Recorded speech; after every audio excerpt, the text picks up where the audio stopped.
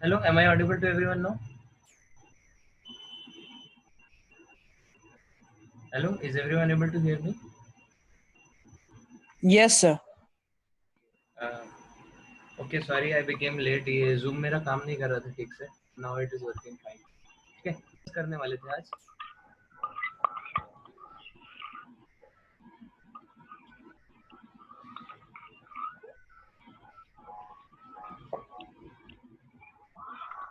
Okay, one second, हम sheet निकालते हैं, फिर उसको शेयर करते हैं. ठीक है.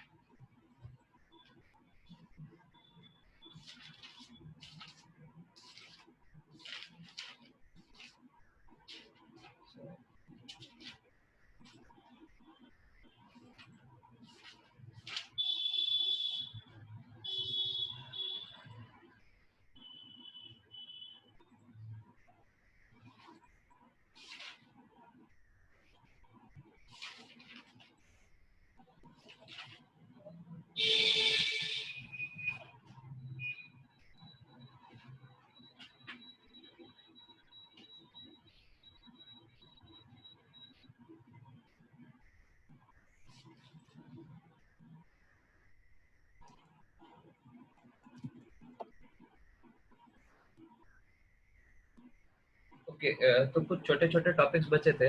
लास्ट के कुछ रूल्स हम लोग के बचे थे, उनको हम लोग देखते हैं, फिर हम लोग शीट्स पे आएंगे. ठीक है.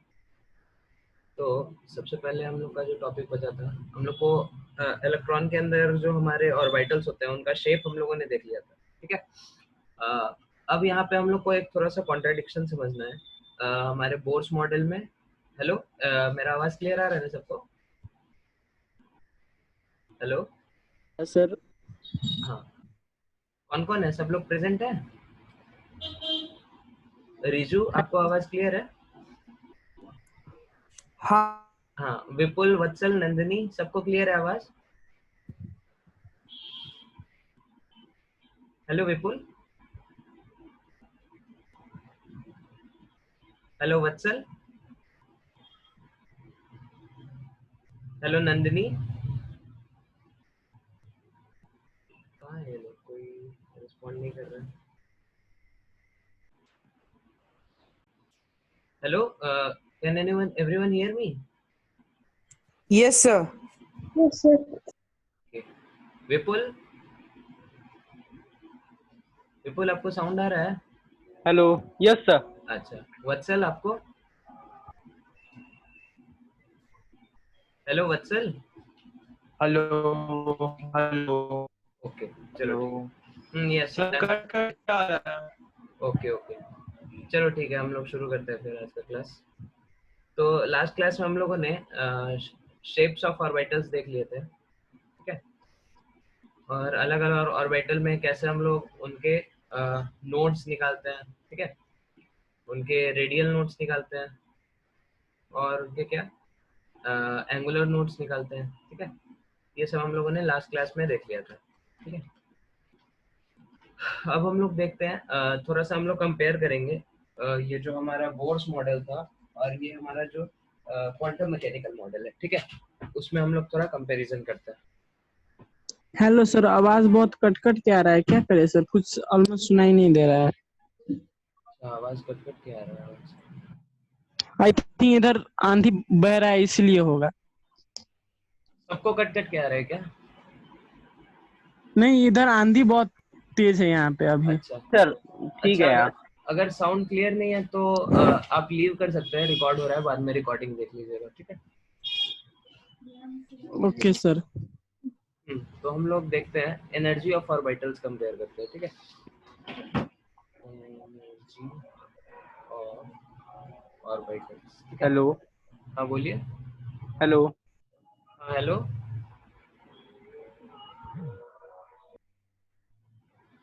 सबसे पहले हम लोग देखते हैं मोनो इलेक्ट्रॉनिक सिस्टम, जो कि बोर्स मॉडल पे बेस्ड था। बोर्स मॉडल इसी पे बेस्ड था, ठीक है। मोनो इलेक्ट्रॉनिक स्पीशीज, ठीक है, जिसको हम लोग हाइड्रोजन लाइक स्पीशीज बोलते हैं, जिसके अंदर हाइड्रोजन आ जाता है, He+ आ जाएगा, Li+2 आ जाएगा, डॉट डॉट डॉट। तो जिन सिस्टम में हमारे पास क्या होगा, एक ही इलेक्ट्रॉन होगा, ठीक है। This is one thing. Second is your multi electron species, ठीक है, जिसके अंदर हमारे कौन कौन रहेंगे, बाकी एलिमेंट्स इनके अलावा, मतलब एक से ज्यादा इलेक्ट्रॉन हो तो वहाँ पे क्या क्या हमारे फोर्सेस होंगे, कैसे एनर्जी डिस्ट्रीब्यूशन होगा, वो हम लोग देखते हैं, ठीक है। तो जो मोनो इलेक्ट्रॉनिक स्पीशीज थी, तो उसमें हमारे पास कुल मिला के एक न्यूक्लियस होता था और एक ही इलेक्ट्रॉन होता था, ठीक है। तो उसके लिए बोर्स मॉडल हमारा चल जाता था कि बोर्स मॉडल के हिसाब से कि एक ही फोर्स होगा इलेक्ट्रॉन पे, दैट इज F = K(Z)E²/r², ठीक है।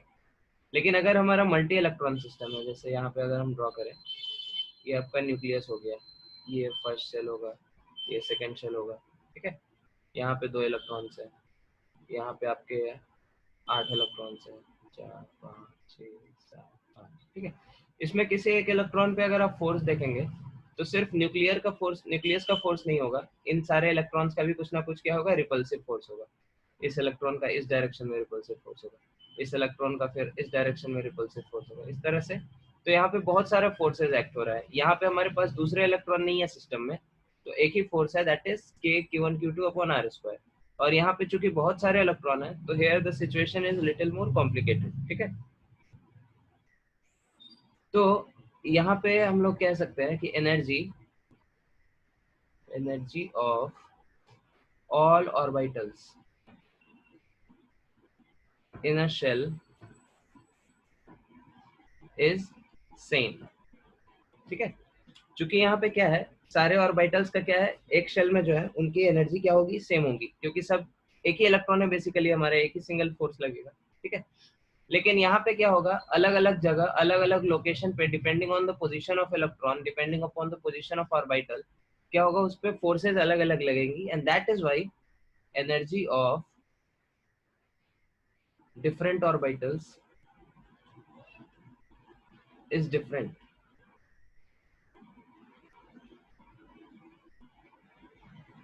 ठीक है, due to inter electronic repulsions,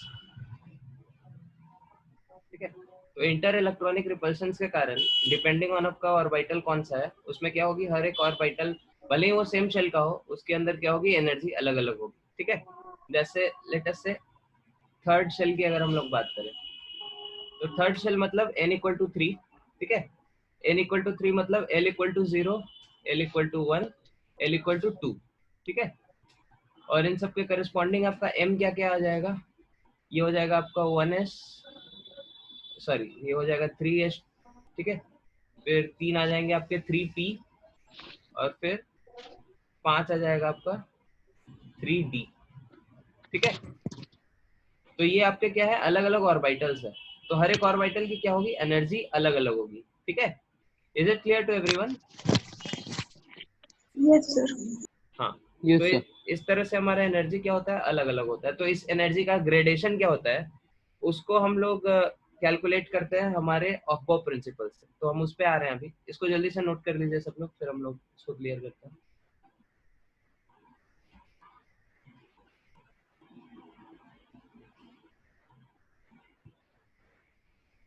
हाँ सर, हो गया। हो गया, क्लियर करें इसको। Yes sir.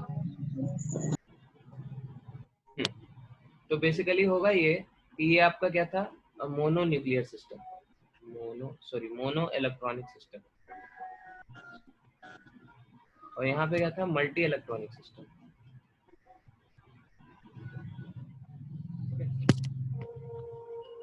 तो मोनो इलेक्ट्रॉनिक में क्या होता है, एनर्जी आपका हर एक ऑर्बिटल का सेम होता है। 1s का एनर्जी जो होगा उससे ज्यादा होगा 2s का, और 2s और 2p का क्या होगा, सेम होगा, ठीक है। फिर 3 में 3s 3p 3d, सबकी एनर्जी क्या होगी, सेम होगी, ठीक है। फिर 4s 4p 4d 4f, इन सब की एनर्जी क्या होगी, सेम हो जाएगी, ठीक है। On the other hand multi electron system में आपका क्या होगा, मल्टी इलेक्ट्रॉन सिस्टम में आपका होगा ये कि आपकी जो एनर्जी होगी वो अलग अलग होगी, ठीक है। सो एनर्जी, तो यहाँ पे आप लोग एक तरह से कह सकते हैं energy is dependent on an, ठीक है। सिर्फ एन की वैल्यू पे क्या हो रहा है, आपका एनर्जी डिपेंड कर रहा है mono electronic system. Multi electronic system में क्या होगा, energy is dependent both on an and L, ठीक है। तो एन और एल दोनों पे आपका क्या होगा, एनर्जी डिपेंडेंट होगी, ठीक है। किस तरह से डिपेंडेंट होगी, तो उसको हम लोग बोलते हैं एन प्लस एल रूल, ठीक है, एन प्लस एल रूल। अब ये एन प्लस एल रूल क्या होता है, तो एन प्लस एल रूल ये होता है कि एन प्लस एल की वैल्यू किसी ऑर्बिटल के लिए जितनी कम हो, उस ऑर्बिटल की एनर्जी क्या होगी, उतनी कम होगी, ठीक है। और अगर किसी दो एटम के लिए, दो इलेक्ट्रॉन के लिए एन प्लस एल की वैल्यू सेम है, तो उसमें हम लोग एनर्जी कैसे कंपेयर करेंगे, एन जितनी कम होगी उतनी एनर्जी कम हो जाएगी, ठीक है। तो ये होता है आपका n plus l rule. N plus l की वैल्यू जितनी कम होगी एनर्जी उतनी कम होगी, और अगर एन प्लस एल की वैल्यू सेम है, ठीक है, तो जिसकी एन की वैल्यू कम है उसकी एनर्जी हम लोग ऐसे कंपेयर करेंगे, ठीक है। तो आप लोग देख सकते हैं 1s 2s 2p 3s 3p 3d 4s, ठीक है। इन सब की हम लोग एनर्जीज कंपेयर करते हैं। तो सबके लिए हम लोग क्या करेंगे, सबके लिए हम लोग इसका n की वैल्यू लिखेंगे, l की वैल्यू लिखेंगे, फिर n प्लस एल की वैल्यू लिखेंगे, ठीक है। n इसके लिए क्या हो जाएगा 1, इसके लिए 2, इसके लिए 2, इसके लिए 3, इसके लिए 3, इसके लिए 3, इसके लिए 4, ठीक है। l की वैल्यू इसके लिए क्या होगी 0, इसके लिए 0, इसके लिए 1, इसके लिए 0, एक मिनट 3s 3p होगा यहाँ पे, इसको करेक्ट करिए, दिस इज 3p, ठीक है। तो 3s 3p की 1, 3d की 2, 4s की 0, ठीक है। तो n प्लस एल की वैल्यू 1, इधर 2, इधर 3, इधर 3, इधर 4, इधर 5, इधर 4, ठीक है। तो फिर इनमें हम लोग एनर्जीज कैसे कंपेयर करेंगे, तो लाइन ड्रॉ कर लीजिए। हाँ, हम लोग ये इसी का डिस्कशन कर रहे हैं। तो n प्लस एल की वैल्यू जितनी कम हो एनर्जी क्या होगी, उतनी कम होगी, ठीक है। तो n प्लस एल की वैल्यू सबसे कम है हमारे 1s में, तो 1s की एनर्जी क्या होगी, सबसे कम होगी। फिर 2 मतलब ये हमारा 2s, ठीक है। उसके बाद हाँ 2p और 3s तीनों में n प्लस एल की वैल्यू क्या है, कम है, तो n प्लस सॉरी सेम है, तो n प्लस एल की वैल्यू जब सेम होगी तो n जिसका कम हो उसकी एनर्जी कम होती है, ठीक है। तो मतलब 2p पहले आएगा, फिर हमारा क्या आएगा 3s। Is it clear to everyone? Yes, sir. फिर 3p और 4s दोनों में n के n प्लस एल की वैल्यू 4 है, तो n की वैल्यू जिसमें कम होगी वो पहले आएगा, तो कौन पहले आ जाएगा 3p 3p, ठीक है। फिर आ जाएगा 4s, 4s के बाद सिर्फ 4p नहीं आएगा, 4p अगर हम देखें तो 4 1 5, ठीक है। तो यहाँ पे 5 है और 3d में भी 5 है, तो n की वैल्यू किसके लिए कम होगी, 3 के लिए, तो उसके बाद आ जाएगा 3d, फिर आएगा हमारा 4p। समझ में आ रहा है, Yes, sir. ये चीज कंप्लीटली क्लियर है सबको? Yes sir. हाँ, तो इसको जल्दी से नोट कर लीजिए, फिर हम लोग आगे बढ़ते हैं।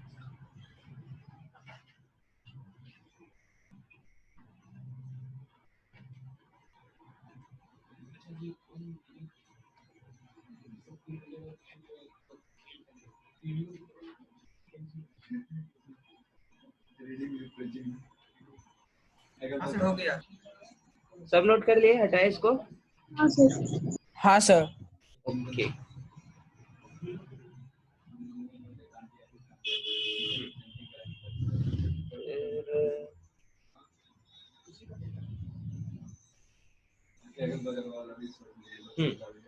तो इससे हम लोग को पता चलता है इससे अब हम लोग अभी धीरे धीरे बढ़ेंगे ऑफ बो प्रिंसिपल की तरफ, ठीक है।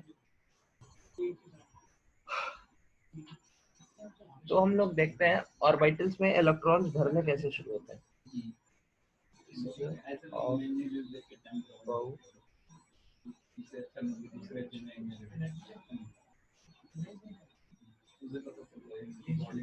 ऑफ बो प्रिंसिपल, ठीक है।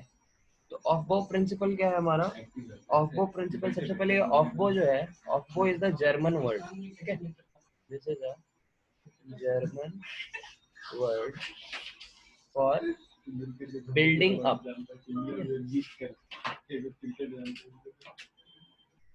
ऑफ बो is the German word for building up, ठीक है।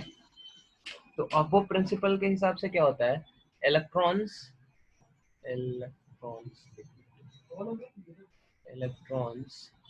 are filled in an orbital, filled in orbitals according to increasing energies, ठीक है। मतलब सबसे पहले इलेक्ट्रॉन किस ऑर्बिटल में भरा जाएगा जिसकी एनर्जी क्या हो, सबसे कम हो, ठीक है। उसके बाद उससे ज्यादा जिसमें है उसके अंदर भरी जाएगी, उसके बाद उससे ज्यादा जिसमें है उसमें भरी जाएगी, ठीक है। इसी तरह से हम लोग का ऑफ बो प्रिंसिपल आ जाता है, ठीक है। तो इसको रिप्रेजेंट करने का एक तरीका भी है। कैसे है तरीका? सारे ऑर्बिटल्स को आप एक बार इस तरह से नोट कर लो, ठीक है। 1s 2s 2p 3s 3p 3d, 4s 4p 4d 4f, ठीक है। 5s 5p 5d 5f, ठीक है। और उसके बाद आप एरो बनाना शुरू करो, ठीक है। तो ऐसे पहला एरो बना दो, फिर दूसरा एरो, ठीक है, फिर तीसरा एरो, ठीक है, फिर चौथा एरो, ठीक है, फिर पांचवा एरो, ठीक है, फिर छठा एरो, लाइक दिस, ठीक है। तो इस तरह से आपके क्या होंगे, ऑर्बिटल्स भरते जाएंगे, ठीक है, in the direction of these arrows, ठीक है। तो सबसे पहले क्या होगा, हमारा 1s भरेगा, ठीक है। एक ऑर्बिटल में कितने इलेक्ट्रॉन्स आ सकते हैं? 2, तो 2 इसमें आएंगे, तो इसको हम लोग बोलेंगे 1s2, ठीक है। मतलब 1s ऑर्बिटल में कितने? 2 इलेक्ट्रॉन्स है, ठीक है। Yes, sir. उसके बाद भरा जाएगा 2s2, ठीक है। उसके बाद फिर 2p6, ठीक है, फिर 3s2, किसका साउंड आ रहा है पीछे? म्यूट कर लो। 3s2, फिर 3p6, फिर 4s2, फिर 3d10, ठीक है, फिर 4p6, उसके बाद 5s2, ठीक है, फिर 4d10, उसके बाद 4d10 के बाद, एक मिनट वेट करो इसको,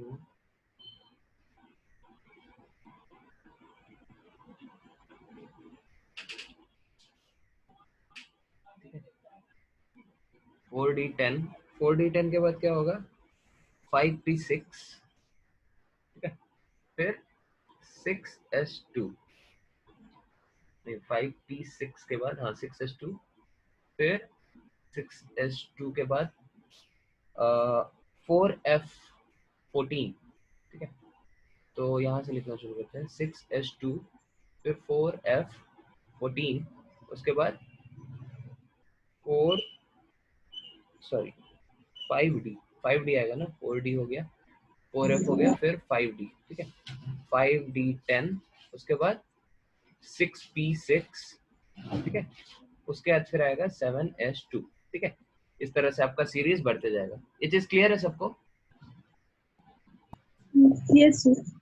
हाँ, तो फिर पीरियोडिक टेबल में आपके एलिमेंट्स आप देखिएगा, these are your first, this is your first period, ठीक है। फर्स्ट पीरियड में 2 एलिमेंट आएंगे, 1s1 हो जाएगा हमारा हाइड्रोजन, फिर 1s2 हो जाएगा हमारा हीलियम, ठीक है। सेकेंड पीरियड में देखो हमारे सॉरी, एक मिनट इसको मिटाओ। सेकेंड पीरियड में हमारा क्या होगा? 2s2 और 2p6, this is your second period of periodic table, second period, ठीक है। Then this is your third period. ठीक है, तो थर्ड पीरियड में कितने, फिर सेकंड पीरियड में 8 एलिमेंट्स आ गए, 2 इधर और 6 इधर, 8 एलिमेंट्स। तो हाइड्रोजन हीलियम हो गया फर्स्ट पीरियड में, then lithium, beryllium, boron, carbon, nitrogen, oxygen, fluorine, neon. ठीक है, नियॉन में फिर आपका सेकंड पीरियड पूरा हो गया। फिर नियॉन के बाद क्या आता है, सोडियम, वो 3s से शुरू होगा। सोडियम पोटेशियम करते करते क्लोरीन के साथ आपका क्या होगा, क्लोरीन और क्या होता है, आर्गन। ठीक है, तो वो आपका इधर खत्म हो जाएगा थर्ड पीरियड। ठीक है, फिर आपका क्या होगा, फोर्थ पीरियड शुरू होगा। तो फोर्थ पीरियड में आप देखिएगा बीच में 10 इलेक्ट्रॉन्स और 10 एलिमेंट्स और आ जाते हैं, आपका डी ब्लॉक शुरू हो जाता है। ठीक है, this is your fourth period. ठीक है, then again this is your fifth period. ठीक है, this is your sixth period. तो सिक्स्थ पीरियड में आप देखिएगा नीचे सबसे पहले तो 5d10, उसके पहले ये 4f आ जाता है। ठीक है, तो 4f जो होता है वो नीचे लैंथेनाइड सीरीज पीरियोडिक टेबल के नीचे होता है ये। ठीक है, तो 14 इलेक्ट्रॉन जो है वो आपके लैंथेनाइड सीरीज के आते हैं, जो पीरियोडिक टेबल के नीचे होता है। ठीक है, फिर इस तरह से सेवेंथ पीरियड होता है,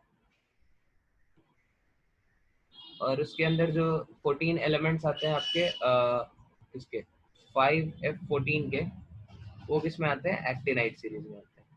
ठीक है, तो इस तरह से आपका पीरियोडिक टेबल क्या होता है, पूरा कंप्लीट हो जाता है। ये चीज समझ में आया सबको? हाँ सर। तो इसको नोट कर लीजिए जल्दी से, फिर हम लोग आगे बढ़ते हैं।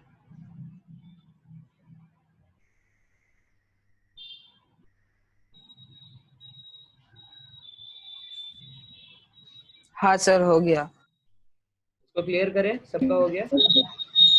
हाँ सर। Yes sir. फिर नेक्स्ट रूल आता है इसमें, उसको हम लोग बोलते हैं Pauli's exclusion principal.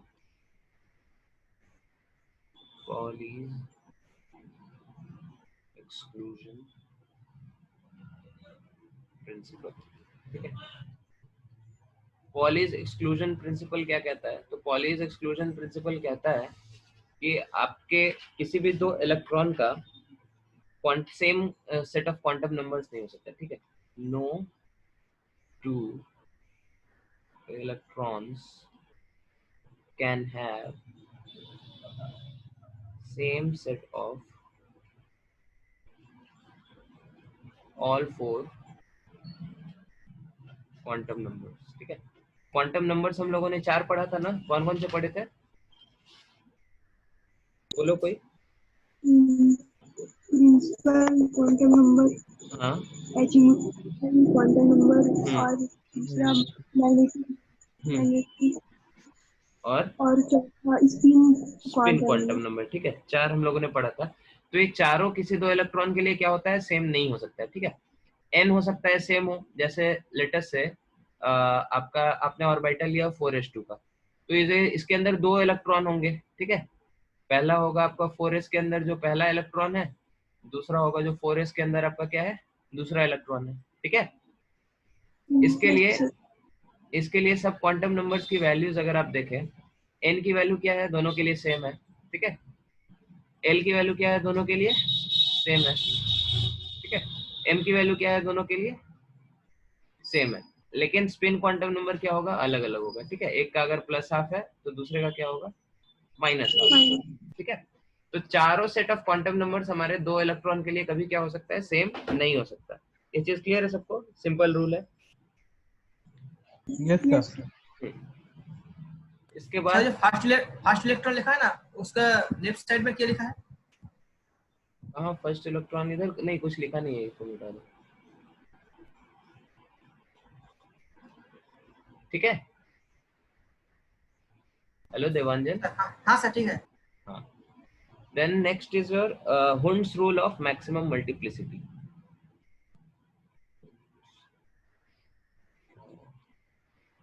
Maximum multiplicity. ठीक है, तो Hund's rule of maximum multiplicity क्या कहता है, ये कहता है pairing will not start unless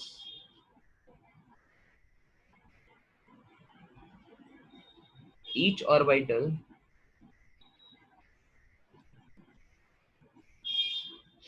of that subshell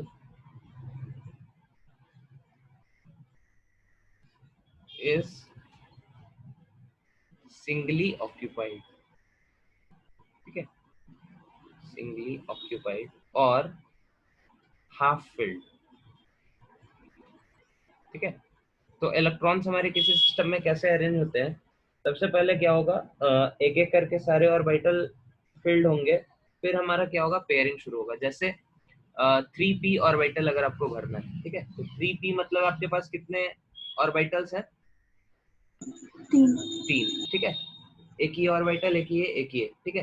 तो 3p1 का कॉन्फ़िगरेशन क्या होगा, एक इलेक्ट्रॉन कहीं भी डाल दो, ठीक है। 3p2 क्या होगा, तो हुंड्स रूल के हिसाब से जब तक सारे ऑर्बिटल सिंगली ऑक्युपाइड नहीं है तब तक क्या होगा, पेयरिंग नहीं होगा। तो आप सोच रहे होंगे 3p2 को ऐसे कर देते हैं, नहीं, दिस इज रॉन्ग। 3p2 को आप ऐसे नहीं कर सकते। 3p2 का कॉन्फ़िगरेशन कैसे होगा, दो ऑर्बिटल में एक एक इलेक्ट्रॉन होंगे, ठीक है। सिमिलरली 3p3 का कॉन्फ़िगरेशन कैसे होगा,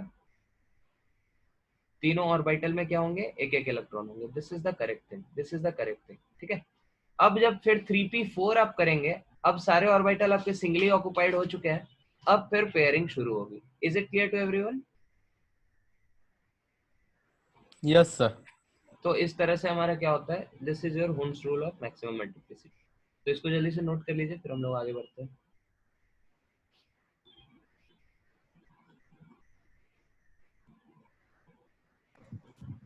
सर फास्ट क्या लिखा है व्हील के लेफ्ट साइड में? पिनिंग। पेयरिंग, पेयरिंग, PAIRING, मतलब पेयर तब तक नहीं बनेगा। समझ में आ रहा है देवांजन? हाँ सर।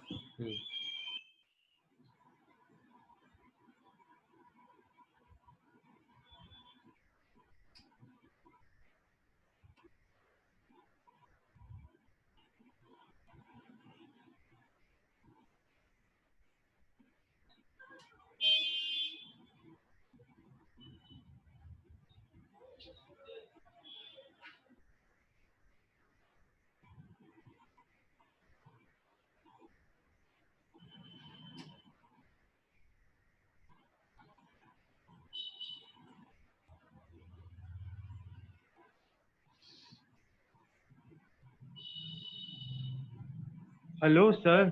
बोलिए। सर बॉक्सेस के अंदर क्या है? बॉक्सेस के अंदर इलेक्ट्रॉन्स है। अच्छा, उसको ऐसे रिप्रेजेंट करते हैं? हाँ, आप लास्ट क्लास में नहीं थे क्या? हाँ सर, थे। इलेक्ट्रॉन्स ऐसे ही रिप्रेजेंट करते हैं ना, हमने बताया था। एक दोनों के स्पिन ऑपोजिट होते हैं, तो एक को ऊपर एक को नीचे ऐसे रिप्रेजेंट, ठीक है। सर हो यस सर। गया। ओके, तो इसको क्लियर करें। Yes sir. yes sir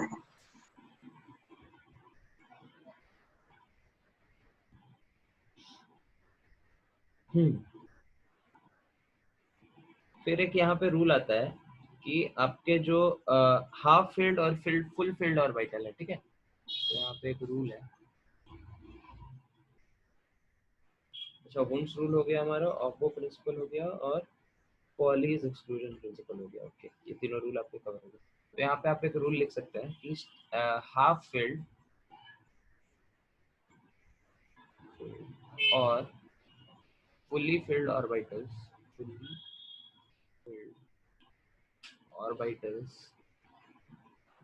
are more stable configuration, ठीक है। हाफ फील्ड या फुली फील्ड ऑर्बिटल्स आपके क्या होते हैं, ज्यादा स्टेबल होते हैं, ठीक है। जैसे 3d5 आपका जो होगा, 3d5 मतलब 3d में जो 5 ऑर्बिटल है, पांचों क्या है, पांचों के अंदर एक एक इलेक्ट्रॉन है, ठीक है। तो ये बहुत ज्यादा स्टेबल होता है। सिमिलरली 3d10 आप कॉन्फ़िगरेशन अगर ले लें, 3d10 क्या होता है, इसके अंदर 10 इलेक्ट्रॉन्स होंगे, ठीक है। तो ये आपका क्या है, फुल फील्ड, और ये क्या है, हाफ फील्ड। तो ऐसे ऑर्बिटल्स क्या होते हैं, थोड़ा ज्यादा स्टेबल होते हैं। Half field, this is your fully field, इसको नोट कर लीजिए।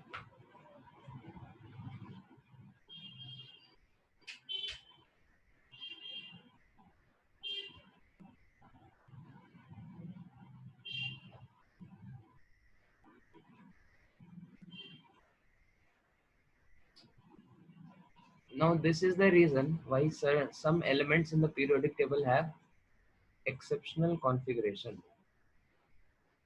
Exceptional configuration.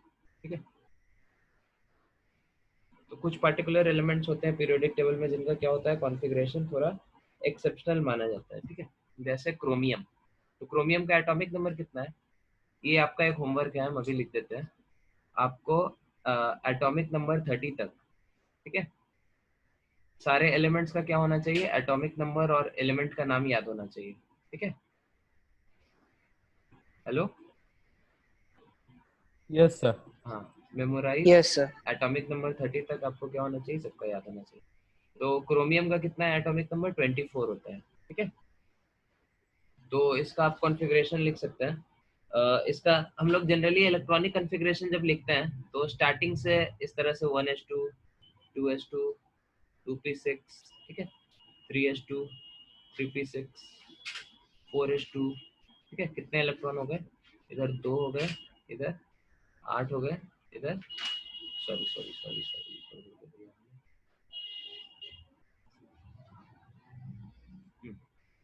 तो इधर आपके 8 हो गए, इधर आपके 8 हो गए। ठीक है, 8 8 8 8 कितना, 16 और 2 18 और 2 18 और 2 20, तो 3d4 ऐसा होना चाहिए हमारा कॉन्फ़िगरेशन। ठीक है, लेकिन ऐसा होता नहीं है, यहाँ पे एक्सेप्शन हो जाता है लास्ट ऑर्बिटल में। तो हम लोग जब कॉन्फ़िगरेशन लिखते हैं तो हर बार इतना ना लिखना पड़े, उसके कारण उसको रिप्लेस करने के लिए हम लोग क्या करते हैं, बाकी ये जो कॉन्फ़िगरेशन है ये एक इनर्ट गैस का कॉन्फ़िगरेशन है, तो इनर्ट गैस के बाद हम लोग लिखना शुरू करते हैं। तो नियरेस्ट इनर्ट गैस इसका कौन है, आर्गन। ठीक है, तो आर्गन तक का कॉन्फ़िगरेशन ऐसे है, और फिर आगे का कॉन्फ़िगरेशन इसका क्या होना चाहिए, 4s2 3d4। This is what we expect. समझ में आ रहा है सबको, हेलो, हाँ, Yes, sir. लेकिन ऐसा होता नहीं है, दिस इज रॉन्ग। तो हमारा हो क्या जाता है, 4s में से एक इलेक्ट्रॉन इधर आ जाता है। ठीक है, और कॉन्फ़िगरेशन हो जाता है 4s1 3d5। रीजन क्या है, क्योंकि 3d5 आपका क्या हो जाएगा, हाफ फिल्ड हो जाएगा। समझ में आ रहा है सबको, हाँ यस सर। हाँ, तो हाफ फील्ड होने के कारण इसके अंदर एक्स्ट्रा स्टेबिलिटी आएगी, तो ये आपका क्या होता है, करेक्ट कॉन्फ़िगरेशन हो जाता है 4s1 3d5। ठीक है, is it clear to everyone, hello, yes Yes, sir. ऐसा ये जो हुआ ये सिर्फ क्रोमियम के मतलब केस में ही होता है? नहीं, और भी है, हम बताते हैं किसके केस में होता है। ठीक है, फिर अगला एलिमेंट जिसके अंदर होता है गड़बड़, वो है कॉपर। ठीक है, तो कॉपर क्या हो जाएगा, आर्गन। आर्गन बोले तो आर्गन तक हमारे कितने इलेक्ट्रॉन्स कवर हो गए, 18 इलेक्ट्रॉन्स। ठीक है, 18 हो गए, बचे कितने, 11 इलेक्ट्रॉन्स। तो 4s2 बचे कितने, 9 इलेक्ट्रॉन, 3d9। ये हम लोग एक्सपेक्ट करते हैं। ठीक है, Yes, sir. लेकिन ये नहीं होता है, इसमें भी एक इलेक्ट्रॉन इधर से इधर आ जाता है, और करेक्ट कॉन्फ़िगरेशन हमारा क्या हो जाता है, argon 4s1 3d10. 4s1 3d10। ठीक है, तो ये जो ब्लू से हम लोग लिख रहे हैं, this is the correct one, और जो व्हाइट से लिख रहे हैं, that is what is expected, that is the wrong one. ठीक है, समझ में आ रहा है सबको, Yes, sir. ठीक है। फिर नेक्स्ट एलिमेंट जिसके साथ ऐसा गड़बड़ी होता है, दैट इज योर पैलेडियम। ठीक है, तो ये आपका होमवर्क नंबर 2 होगा, पैलेडियम और सिल्वर, और फिर और कौन आता है, ठीक है, एनसीईआरटी के एंड में सारे एलिमेंट्स के पीरियोडिक टेबल के कॉन्फ़िगरेशन लिखे हुए हैं। ठीक है, तो उसमें जो जो एक्सेप्शनल है तो हमने बता दिया, एक तो 2 एक्सेप्शन हमने बता दिया, क्रोमियम और कॉपर। ठीक है, क्रोमियम के नीचे जो जो होंगे उनके अंदर भी ये कॉन्फ़िगरेशन होगा। ठीक है, क्रोमियम के नीचे पीरियोडिक टेबल में क्या आता है, क्रोमियम के नीचे क्या आता है, एक सेकेंड, कॉपर के नीचे तो सिल्वर आता है। ठीक है, तो क्रोमियम के नीचे वाले जो एलिमेंट्स होंगे उनके अंदर भी ये गड़बड़ी आएगा पीरियोडिक टेबल में। क्रोमियम के नीचे होता क्या है,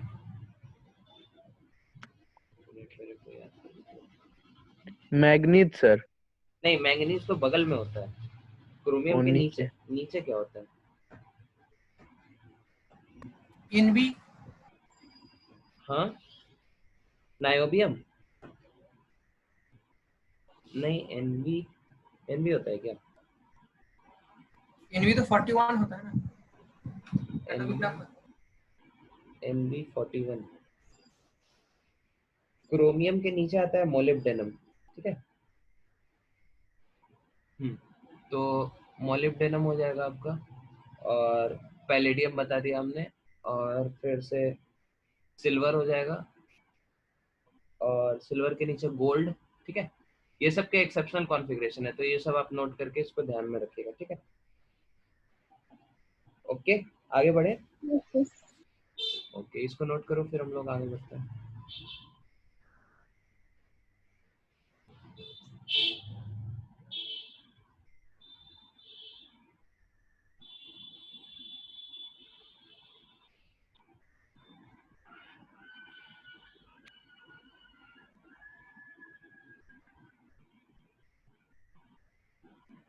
अच्छा, एक बात बताओ, ये जो हम लोगों ने एक्सेप्शनल कॉन्फ़िगरेशन दिखा, ये कौन से रूल का वायोलेशन है?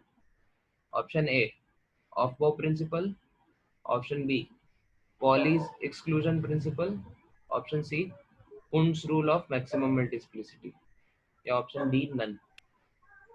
कौन से रूल का वायोलेशन है ये? Sir Hund's rule, Hund's rule नहीं, पॉलीज एक्सपेंशन, पॉलीज नहीं, तो जो बच गया सर। हाँ वही तो, ऑफ बो प्रिंसिपल होगा आंसर, ठीक है। ऑफ बो प्रिंसिपल के हिसाब से पहले क्या होना चाहिए, 4s भरना चाहिए, फिर 3d भरना चाहिए, है ना। लेकिन यहाँ पे पहले 3d भर जा रहा है, फिर 4s भर रहा है, ठीक है। तो दिस इज वायलेशन ऑफ बो प्रिंसिपल। ओके, इसको जल्दी से नोट करिए, फिर हम लोग आगे बढ़ते हैं।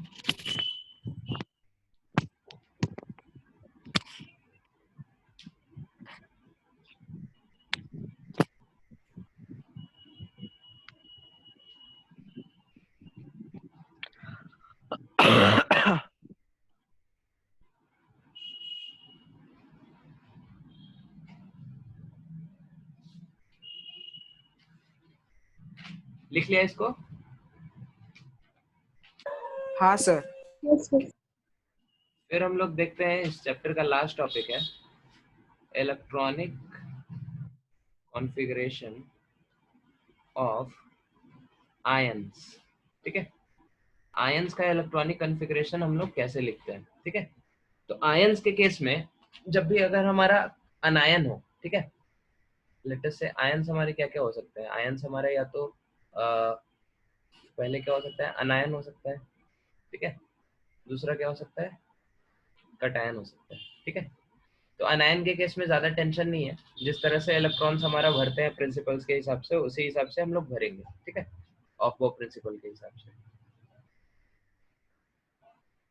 जैसे अगर एग्जांपल कुछ देखना चाहें, तो जैसे क्लोरीन है, ठीक है, हम अनायंस का इधर एग्जांपल लिख रहे हैं। हमारे पास जैसे क्लोरीन है, तो क्लोरीन का कॉन्फ़िगरेशन, इसका एटॉमिक नंबर है 17, तो इसका कॉन्फ़िगरेशन हो जाएगा नियॉन, और उसके बाद 3s2 3p5, ठीक है। अगर इसने एक इलेक्ट्रॉन गेन किया और क्या बन गया, ये Cl माइनस, तो इसका कॉन्फ़िगरेशन क्या हो जाएगा, नियॉन, ये Cl माइनस है, ये Cl है, ठीक है, नियॉन 3s2 3p6, ठीक है। कोई दिक्कत नहीं, समझ में आ रहा है सबको? Hello hello. हाँ सर। सिमिलरली अगर ऑक्सीजन का देखें, तो ऑक्सीजन है 2s2 और 2p4, ठीक है। अगर इसने 2 इलेक्ट्रॉन गेन किया, तो इसका कॉन्फ़िगरेशन क्या हो जाएगा, O2 माइनस ऑक्साइड आयन, और उसका कॉन्फ़िगरेशन हम लोग लिख देंगे हीलियम 2s2 2p6। समझ में आ रहा है सबको? yes, sir. तो ये होता है आपके अनायंस के केस में। कटायंस के केस में थोड़ा चीज ट्रिकी है, ठीक है, क्योंकि कटायंस के केस में आपको क्या करना है, इलेक्ट्रॉन निकालना है। तो इलेक्ट्रॉन निकलेगा कहाँ से, तो हमेशा इलेक्ट्रॉन क्या होगा, सबसे पहले निकलेगा फ्रॉम आउटर मोस्ट शेल, ठीक है, Yes, sir. Outer most shell, ठीक है। आउटर मोस्ट शेल मतलब जिसकी क्या हो, n की वैल्यू ज्यादा हो, वहां से इलेक्ट्रॉन हमारा क्या होगा, पहले निकलेगा, ठीक है। भले ही वो ऑफ बो प्रिंसिपल के हिसाब से बाद में भरे, ठीक है, इन कंपैरिजन टू कोई अंदर वाला शेल, लेकिन फिर भी क्या होगा, नहीं सॉरी, ऑफ बो प्रिंसिपल के हिसाब से अगर हो सकता है वो पहले भी भरा हो, ठीक है, लेकिन निकलेगा किधर से, जो आउटर मोस्ट शेल हो। जैसे फॉर एग्जांपल हम कुछ एग्जांपल लेते हैं जिससे आपको क्लियर हो। इधर लिख रहे हैं, लेट अस से मैंगनीज का केस देखते हैं, ठीक है। तो मैंगनीज का एटॉमिक नंबर होता है 25, ठीक है। इसका कॉन्फ़िगरेशन लिखो आप, तो आता है आर्गन 4s2 3d5, ठीक है। आर्गन का एटॉमिक नंबर 18 हो गया, 18 और 7 आपका 25 हो गया, ठीक है। Yes sir. अगर यहाँ Yes, से आपको इसने क्या किया, 2 इलेक्ट्रॉन लूज किया और ये क्या बन गया, Mn+2, ठीक है। तो इलेक्ट्रॉन कहाँ से निकलेगा, 4s से निकलेगा, 4s0 3d5, ये हो जाएगा। समझ में आ रहा है सबको? yes sir. भले ही Yes, sir. ऑफ वो प्रिंसिपल के हिसाब से पहले भरा गया 4s, बाद में भरा गया 3d, है ना। Yes sir. लेकिन Yes, sir. निकलेगा पहले किधर से, निकलेगा पहले जिसकी n की वैल्यू ज्यादा हो, इररिस्पेक्टिव ऑफ वो भरा कब गया। Is it clear to everyone? ठीक है सर। Yes sir. हाँ सर. चलो इसका एक और एग्जांपल देखते हैं, तो उससे आपको थोड़ा और क्लियर होगा। आयरन का एग्जांपल देखते हैं, ठीक है। आयरन का एटॉमिक नंबर होता है 26, ठीक है। तो 26 इज 18 + 8, 18 + 8 बोले तो इसका कॉन्फ़िगरेशन होता है आर्गन 4s2 3d कितना 8, 3d8 नहीं 3d6, ठीक है। तो अब यहाँ पे थोड़ा पंगा है, आपके पास इसका अगर आप शेप ड्रॉ करो आयरन का, तो दिस इज आर्गन और 4s2 को हम बक्से में ऐसे ड्रॉ कर दो, ठीक है। तो this is your 4s2 and 3d6, 3d6 मतलब एक ऑर्बिटल आपका फील्ड है, बाकी सब क्या है, हाफ फील्ड है, ठीक है। Yes sir. अब यहाँ से अगर आपने 2 इलेक्ट्रॉन निकाला और बन गया Fe+2, तो कहाँ से इलेक्ट्रॉन निकलेंगे, सबसे पहले 4s से, क्लियर है। हाँ सर। तो ये हो जाएगा आर्गन 4s0 3d क्या 6, is it clear? Yes sir. Yes sir. अगर यहाँ से एक इलेक्ट्रॉन और निकाल लिया आपने, तो वो इलेक्ट्रॉन कौन सा निकलेगा, ये पेयर्ड वाला या फिर अनपेयर्ड वाला? Unpaired वाला. सर पेयर्ड वाला। पेयर्ड वाला पहले निकलता है, ठीक है। तो ये आपको याद रखना है, ठीक है। 4s0 और 3d क्या हो जाएगा, 5 हो जाएगा, और इलेक्ट्रॉन हमारा क्या होगा, जो अनपेयर्ड वाला है वो निकलेगा। तो इसका कॉन्फ़िगरेशन अगर आप ड्रॉ करो, हम इधर ड्रॉ कर रहे हैं, ठीक है, आप लोग साफ से ड्रॉ करना अपने कॉपी पे। तो 4s हमारा 0 है और 3d क्या है 5, पांचवा ऑर्बिटल हमारा सिंगली ऑक्युपाइड रहेगा, ठीक है। Yes sir. This is your Fe+3। तो इसको साफ सुथरे तरीके से अपने कॉपी में नोट कर लो, फिर हम लोग आगे बढ़ते हैं। तो यहाँ इलेक्ट्रॉन हाफ फील्ड हो जाएगा ना। हाँ, यहाँ इलेक्ट्रॉन हाफ फील्ड हो जाएगा, ठीक है। ओके, ये चीज क्लियर है सबको? Yes sir. हाँ सर। ओके, नोट कर लिया सबने?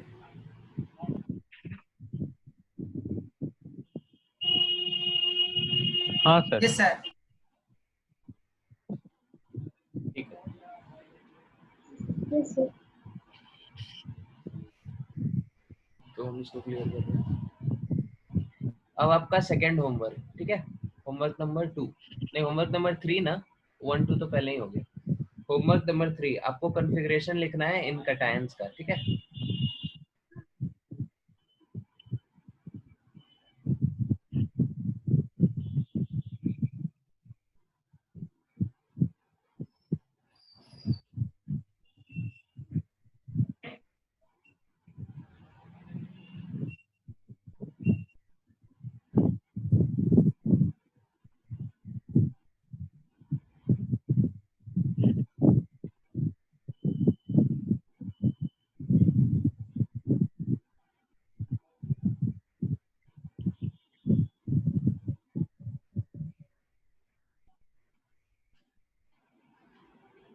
ठीक है, इस तरह से आपको इन सब का क्या करना है, कॉन्फ़िगरेशन लिखना है। किस तरह से लिखना है, जैसे फॉर एग्जांपल अगर आप Fe+3 लिख रहे हैं, ठीक है, तो पहले Fe का लिखना है, इसका कॉन्फ़िगरेशन डब्बा बना के, फिर जैसे 3 इलेक्ट्रॉन निकला, ठीक है, फिर 3 इलेक्ट्रॉन निकलने के बाद इसका कॉन्फ़िगरेशन होगा वो इधर लिखना है, ठीक है। इस तरह से पहले Fe का, फिर Fe+3 का, इस तरह से आपको हर एक एलिमेंट का बनाना है। Is it clear? Yes sir. Yes yes sir. Sir. इसको नोट कर लीजिए जल्दी से। और जो सेम एलिमेंट्स हैं उसका आप एक साथ भी कर सकते हैं, ठीक है। जैसे यहाँ पे Fe+2 और Fe+3 है, तो यहाँ पे एक साथ कर दीजिए Fe+2, फिर एक इलेक्ट्रॉन और निकला, फिर Fe+3, ठीक है। तो इससे ज्यादा क्लियर होगा आपको कैसे इलेक्ट्रॉन निकल रहे हैं, ठीक है। Mn का भी आप एक साथ कर सकते हैं, ये 2 V का जो है उसको भी एक साथ कर सकते हैं, ठीक है। तो ऐसे करके सब लोग सबमिट करिएगा, ठीक है। इसको नोट कर लीजिए आगे, फिर आगे बढ़ते हैं।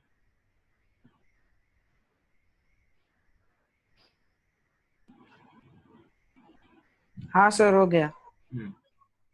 फिर अगला टॉपिक इस चैप्टर में जो आपको पढ़ना है that is your magnetic moment. ये लास्ट टॉपिक है इस चैप्टर का, मैग्नेटिक मोमेंट, ठीक है। तो मैग्नेटिक मोमेंट क्या होता है? एक फिजिकल क्वांटिटी होता है, इसके बारे में आप लोग क्लास 12th में पढ़ेंगे फिजिक्स में कि असल में ये होता क्या है। अभी के लिए बस आप लोग ये समझ सकते हैं कुछ एक फिजिकल क्वांटिटी होता है जिसको हम लोग क्या म्यू से डिनोट करते हैं। Mu represents your magnetic moment, ठीक है। और इसका एक फॉर्मूला होता है, formula is √n into n+2, ठीक है, where n is number of unpaired electrons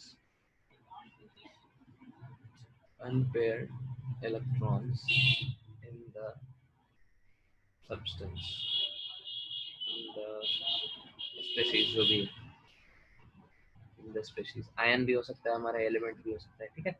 और इसकी यूनिट होती है bm। bm is the unit, इसको हम लोग बोलते हैं bore magnetron. So this is the unit of your mu, ठीक है। तो यहाँ पे हम लोग के पास दो तरह के सब्सटेंस होते हैं, एक तो जिसका म्यू क्या हो, 0 हो, एक क्या हो म्यू हमारा नॉन जीरो। म्यू 0 मतलब क्या होगा, n की वैल्यू क्या है 0, ठीक है। n की वैल्यू 0 है मतलब उसमें क्या है, no unpaired electron, no unpaired electron, ठीक है। म्यू नॉन जीरो मतलब उसमें क्या है, अनपेयर्ड इलेक्ट्रॉन है, हैज अनपेयर्ड इलेक्ट्रॉन, ठीक है। तो म्यू अगर 0 हो तो ऐसे सब्सटेंस को हम लोग क्या बोलते हैं, डायामैग्नेटिक, ठीक है, जिसमें नंबर ऑफ इलेक्ट्रॉन्स आपका अनपेयर्ड इलेक्ट्रॉन क्या हो 0, ठीक है। म्यू अगर आपका नॉन जीरो है उसको हम लोग क्या बोलते हैं, पैरामैग्नेटिक, ठीक है, इसमें अनपेयर्ड इलेक्ट्रॉन है, ठीक है। Is it clear to everyone? Yes sir. Yes sir. Unpaired electron unpaired electron क्या होता है? हाँ तो देखते हैं अनपेयर्ड इलेक्ट्रॉन क्या होता है। अनपेयर्ड इलेक्ट्रॉन मतलब जो भी इलेक्ट्रॉन हमारे पेयर्ड नहीं है। फॉर एग्जांपल जैसे अभी हम लोगों ने उसका देखा था क्रोमियम का, ठीक है, उसको फिर से देखते हैं। क्रोमियम का कॉन्फ़िगरेशन क्या था, 24। इसका कॉन्फ़िगरेशन हम लोगों ने देखा, अभी थोड़ा एक्सेप्शन होता है, आर्गन 4s1 3d5, ये है ना। तो इसका कॉन्फ़िगरेशन आप ऐसे ड्रॉ कर सकते हैं, 4s 3d5 इज योर 1 2 3 4 5, ठीक है। तो अनपेयर्ड इलेक्ट्रॉन यहाँ पे कितने हो गए, एक ये हमारा अनपेयर्ड है। अनपेयर्ड मतलब जो पेयर में नहीं है, ठीक है। तो ये पेयर में नहीं है और ये पांचों पेयर में नहीं है, तो अनपेयर्ड इलेक्ट्रॉन कितने हो गए, 6, ठीक है। तो म्यू इक्वल टू क्या हो जाएगा, √6 × 8 48 बोर मैग्नेट्रॉन, ठीक है। हाँ सर ठीक है। हाँ, तो ये इस तरह से हम लोग करते हैं, ठीक है। Yes sir. Okay, is it clear to everyone? Yes sir. Sir. Okay, तो इसको नोट करो, फिर हम फाइनल होमवर्क देते हैं। फिर हम लोग क्या करें, आप लोगों ने पूरा शीट कर लिया क्या, एक्सरसाइज 2 एक्सरसाइज 3 सब कर लिया?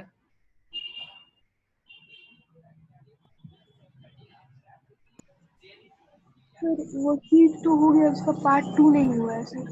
पार्ट 2 नहीं हुआ है, अच्छा ठीक है। तो ठीक है, हम आज डाउट डिस्कस नहीं करते हैं। वेडनेसडे तक आप लोग सारा कुछ कंप्लीट कर लो, ठीक है। जो शीट दिया है वो पूरा कंप्लीट होना चाहिए, एक्सरसाइज 3 एक्सरसाइज 4 सब कुछ कंप्लीट होना चाहिए, ठीक है। ओके, म्यूजिकल टू कितना लिखा है? रूट 40 48 6 into 8 हो जाएगा ना, n into n plus 2, 8 6 जा 48, ठीक है ना। ओके, इसको क्लियर करें। Yes sir. Yes sir. तो आप लोग का होमवर्क क्या क्या था? होमवर्क नंबर 1 क्या था, याद है किसी को? 30 तक याद करना सर, हाँ, atomic memorise elements till atomic number equal to 30, ठीक है। सेकेंड होमवर्क क्या था आपका? वो एक्सेप्शनल लिखना सर। हाँ, एक्सेप्शनल कॉन्फ़िगरेशन, ठीक है। उसके अंदर क्या क्या आया था हमारा? क्रोमियम था, कॉपर था। एक मिनट, पीरियोडिक टेबल के हिसाब से इसको लिख लेते हैं। तो क्रोमियम, क्रोमियम के नीचे क्या होता है? मोलिब्डेनम, उसके नीचे होता है टंगस्टन, ठीक है। इन तीनों का एक्सेप्शन होता है। फिर थोड़े दूर पे इससे क्या होता है हमारा? कॉपर होता है, कॉपर का एक्सेप्शन होता है। कॉपर के नीचे होता है सिल्वर, उसका एक्सेप्शन होता है। सिल्वर के नीचे होता है गोल्ड, इन तीनों का एक्सेप्शन होता है। इसके पीछे आ जाता है हमारा कॉपर के पीछे क्या आता है? निकल का सही रहता है, निकल का एक्सेप्शन होता है। निकल के नीचे रहता है पैलेडियम, इसका भी आपका एक्सेप्शनल आ जाता है, ठीक है। पैलेडियम का आता है, प्लेटिनम का चेक कर लेना, प्लेटिनम का मेरे को ठीक से याद नहीं है, इसका शायद देख लेना, ठीक है। तो इन सब का लेकिन हमको पक्के से याद है, इन सब का एक्सेप्शनल आता है। तो इन सब का आपको क्या करना है? कॉन्फ़िगरेशन नोट करके रखना है। This was your second homework. Third homework क्या था? तो जो अलग अलग कटायंस दिए, ठीक है, उसका क्या करना है आपको? इलेक्ट्रॉनिक कॉन्फ़िगरेशन लिख के आना है, ठीक है। और फोर्थ होमवर्क क्या हो गया आपका? वो जो शीट है उसकी एक्सरसाइज 2 3 4 सब पूरा क्या होना चाहिए? टिल वेडनेसडे पूरा कंप्लीट होना चाहिए, ठीक है। अच्छे से सब लोग करके आना, वेडनेसडे को हम लोग डाउट्स डिस्कस करेंगे, ठीक है। मेरा और सीट क्या है? शीट आपको मिला नहीं? अच्छा, हम ग्रुप में डाल देते हैं, आपने शायद बाद में ज्वाइन किया ना, हम डाल देते हैं, ठीक हाँ है। हाँ हाँ। ओके ओके, और किसी को कुछ डाउट पूछना है? अच्छा, मेरा नहीं एक डाउट सर। था, आपको हाँ। व्हाट्सएप में भेजा था ना एक डाउट। अच्छा, आपने कुछ भेजा क्या? कब भेजा था? हमने चेक नहीं किया। हाँ, आपने बोला जे क्लास में आप डिस्कस अच्छा करेंगे। अच्छा अच्छा अच्छा, ठीक है ठीक है, हम उसको आपको रिप्लाई करते हैं, ठीक है। ओके, चलो ठीक है। और किसी का कुछ डाउट है तो ये होमवर्क नोट कर लो, फिर हम लोग क्लास एंड करते हैं।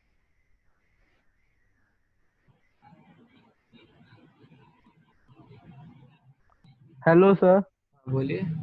एक कटायन का सर एक बार फिर से एक कॉन्फ़िगरेशन दिखाए थे सर, किसी एक जैसे एज एन एग्जांपल सर। हाँ देखो, Fe+3 का जैसे देखे थे, ठीक है। तो हाँ आयरन का एटॉमिक नंबर होता है क्या? 26। 26 को हम लोग लिख सकते हैं 18 प्लस 2 प्लस क्या हो जाएगा? 8 6 6, 2 ठीक है। प्लस 6।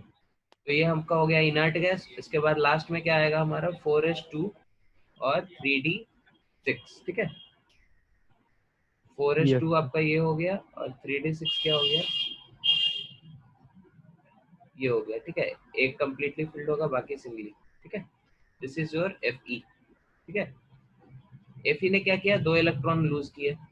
तो इलेक्ट्रॉन्स कहाँ से निकलते हैं? हमने बताया था कि सबसे पहले जो आउटर मोस्ट शेल होगा वहां से निकलेंगे, तो 4s से निकल जाएंगे, ठीक है। तो इसका यस सर। कॉन्फ़िगरेशन तो क्या हो जाएगा? 4s0। 4s0, 3d6 हमारा वैसे ही रहेगा।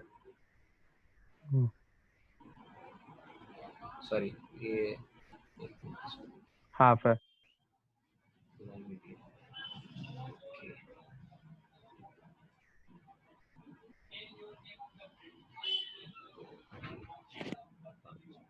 तो ये आपका ऐसे है, ठीक है। 4s0 वाले बॉक्स में कुछ नहीं होगा ना सर? हाँ, उसमें कुछ नहीं होगा, उसमें इलेक्ट्रॉन नहीं है, ठीक है। 3d6 हमारा ऐसे ही है। फिर एक इलेक्ट्रॉन और निकला, ये आपका क्या है? Fe+2 है, ठीक है।